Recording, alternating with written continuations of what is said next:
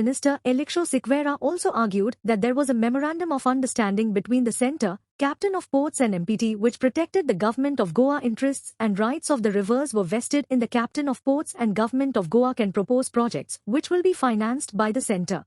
After that, Parsekar, जो मुख्यमंत्री आणलो, he said, I agree with the views of my predecessor at page 35N in the year 2011, what Digambar Kamath had said.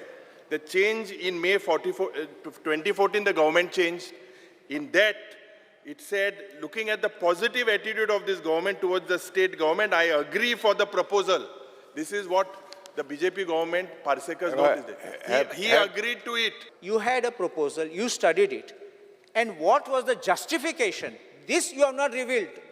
That this is a fraudulent justification. You did not even tell the House about it.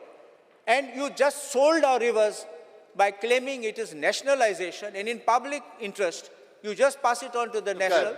Credit to Government of Goa. I think Government of Goa is the only state in the country that negotiated a memorandum of understanding with Government of India. Taking into consideration the technical, financial, environmental, public sensitivities of the state into account, the Indian Waterways Authority and MPT will implement projects in the river in agreement with Government of Goa. The parties agreed that the right over the waters of all the rivers, the riverbeds, the river banks, existing infrastructure and the riverine land will be vested with the Captain of Ports Department, Government of Goa as before.